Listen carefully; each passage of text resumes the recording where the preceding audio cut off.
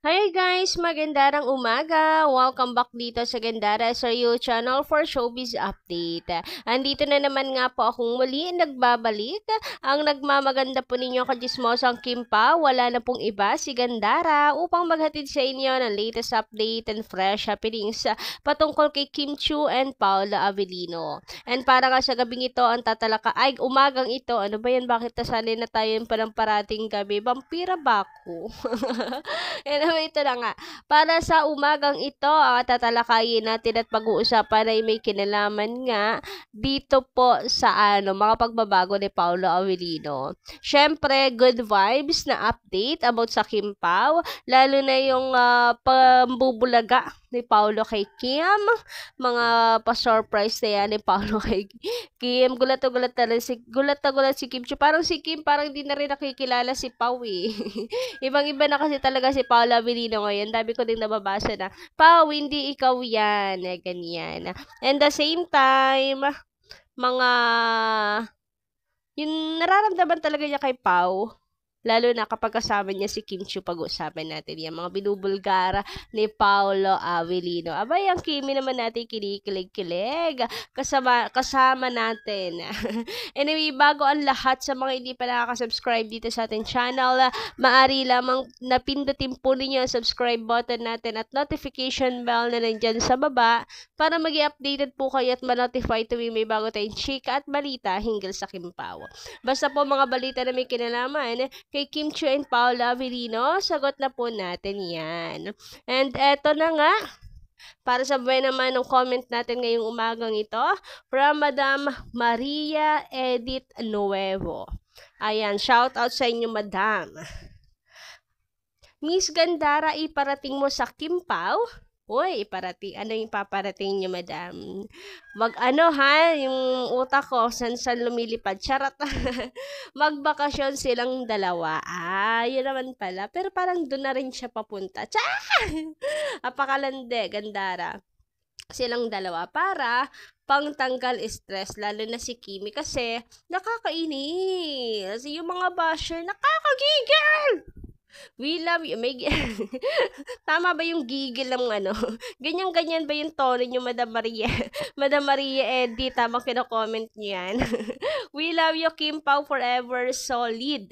Ready na kami manood talaga. Nakabili na kami ng ticket SM. Uy, thank you so much, Madam Maria, sa bilang sa amin na manonood ng movie ng Kim Pao. Ayan, talaga sama-sama talaga tayo para suportahan si Kim and Paolo. Team na to? Team Bulagta mga basher, ganon. Charot lang. Pinatulan ba naman yung basher? Hindi. Bala sila sa buhay nila. Hindi tayo nabubuhay sa kanila. Pero ayun nga, about sa bakasyon, Madam, para may plano naman sila. Lalo na si Paolo, 'di ba? Sa interview nga ni MG, tinatanong kung may project na ba. Kasunod agad-agad. Sabi ni Kim, parang wala pa naman. And sabi ni Paolo, wala pa. Bakasyon muna tayo. Ganyan. Di ba? Para may balak sila after the movie vacation naman. Kasi naman talaga nila deserve mag-relax-relax. Yes, nakakapag-ibang bansa sila. Pero work-related pa din yun eh. Kung makapag-chillax naman sila kagaya nung sa karaoke nga. Abay, saglit lang. Parang deserve nila yung 1 week mag-enjoy, mag-relax, ganon. Yun lang naman. Sana after the movie, makahanap sila ng time para makapag-vacation. Pero parang kabila ding guesting pa din yan, Pero kaya naman siguro i-adjust. Kasi hindi naman siguro necessary na kasi tapos na ang movie. So, sana po, after the movie, makapag-chillax ang Kim Pao, honeymoon. Charot lang.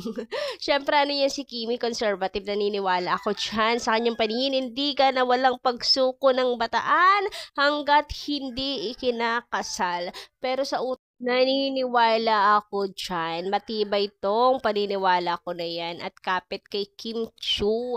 Kasi, naman may batayan naman. Kita nyo naman na how Kim Chiu, diba?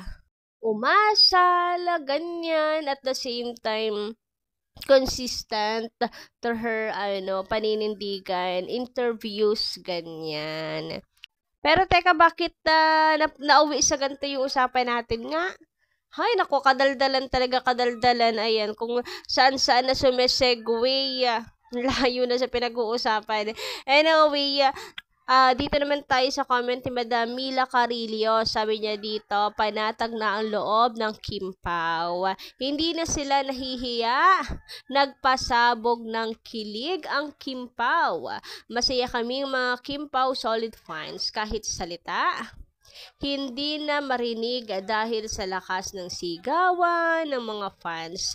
Thank you sa mga kakimpaw, sa ayuda, busog na busog kami, mga senior, sapat na sa amin na makita ang Kimpaw. Proud kami sa Kimpaw vlog. Mabuhay kayo, Kimpaw. Good supports lang kami. Hanggang dulo, iwasan natin na matibag ang pundasyon ng Kimpaw. Todo support lang tayo. Abangan natin ang movie ng Kimpaw. Ay, akala ko kasal. Charot! Movie na muna. Ano bang petsa na ngayon? 20 na ba? Ay, hindi, 19 pa lang. So, 7 days. Sorry, 1 week na lang, guys! Ayan na, March 26 na. Nakakakilig. Ito na yan, mapapanood na natin sa wakas! So, sino dito makikipagsiksikan talaga? Pipila. Magtsatsaga. Pumila, guys. Ayan, na March 26. Sana meron tayong mabalitaan na grabe yung mga tao siksikan. Ganyan. First day pa lang, ang daming tao sa bawat sinihan. Ano? We excited na ako na makinakamahan. Sana talaga natin magawa nating successful to. Sana talaga bilyon ang kitain, guys. Pakita natin sa mga bashers na huyo. Kilala ka ba namin? Nag-i-exist ka pa ba sa mundo? Di ka pa rin nalulusaw sa hiya? Andiyan ka pa din? Walang sukuan? Ganon. Kasi, mas marami tayo sa kanila. Parang sarap kasi talaga nilang sumalpalan lagi. Ganon. Ang sarap pakinggan ng mga iyak nila. Charat! Charat lang. Napaka-bad. Gandara. Anyway, dito naman tayo sa comment ni Madam Helenita Catalasan. Sabi niya dito, good morning, Gandara. Good morning po. Nung umuwi sila nung Monday, twinning t-shirt and shoes na panood ko kahapon sa airport. Thanks God, thanks God. Kasi merong puso doon. Nakala ko hindi magkadugsong. Thanks God, they arrived safely. God guide them. God guide them. So, ayan guys. Yes po. Alam niyo ba, pati shoes, pananamit, sombrero, couple talaga ang Kimpaw.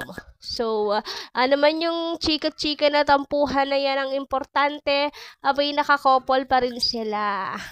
May pa-video pa din ang Kimpaw na they're okay, di ba? Maliit lang siguro. Pero naayos din naman. Kita nyo naman ngayon, they are happy. Kasi kung meron man nga, abay mahirap maapektuhan din talaga yung work nila. Pero, good vibes lang tayo. Tapos na yan. So, ang importante ay ang sweetness ng Kimpaw na pinapamalas sa atin. So, ngayon naman dumako tayo dito, guys. Sa pambubulaga ni Paula Avellino kay Kim. Ayan na nga, Antilia ng mga tao dito ay talaga naman pong, gulat na gulat si Kim Chu.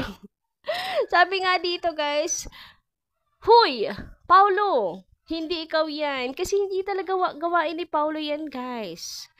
Biruin nyo, ang na rin ni Paulo, galing na rin magpakilig, ang galing na rin ng mga galawan ni Paulo. Kay Kim niya lang yan nagagawa kasi komportable siya kay Kim. Kasi gustong-gusto niya rin yung ginagawa niya. Ganon. Iba talaga. Laki ng pagbabago ni Paulo Avellino as in. Pero for goods naman, yung pagbabago na yon. Feel ko nga pati si Kim Chu naninibago na rin kay Paulo eh. Parang din na rin niya kilala si Paulo eh. Charot lang. She's bubbly, she's full of life, and sometimes you knowing, considering my personality, which is very bland, it's nice to have someone who's lively beside you. and you feed off each other really well. But for my last question for the both of you, Samantala, isa naman to guys sa gustong-gusto ko sa interviews ni Paolo. Bakit? Kasi aminado siya na gustong-gusto niya pagkasama niya si Kim Chiu. Alam niyo yun, na sila sa publiko ni Paolo yung kanyang tunay na nararamdaman. Kay Kimi, happy siya pag nandyan siya, parang mas gusto nga niya na laki nandyan si Kim, nababalanse kasi yung buhay na. Pero niya kasi Paolo ta Abilina, napakatahimik naman talaga. So, ang sarap sa pakiramdam talaga na merong isang taong kagaya ni Kim na nakapaligid sa kanya, na nasa tabi niya. Gustong-gusto niya na nasa tabi niya si Kim Chiu. So, inuunti-unti na talaga tayo ng Kim Pao. Dito pa lang talagang pagsasapubliko na talagang happy siya when Kim is nandyan. Which is tugman-tugma naman sa na mga sinasabi ng mga tao na kapaligid sa kanila like Bestie Jake, 'di ba? And Derek, kasi Derek, Chad. Ganon din ang sinasabi. Anyway, hanggang dito lang muna ating update guys. Maraming salamat sa pakikinig and don't forget to click the subscribe button and notification bell para po sa iba pa natin mga balita. Maraming salamat. Kita-kits tayo sa susunod nating update.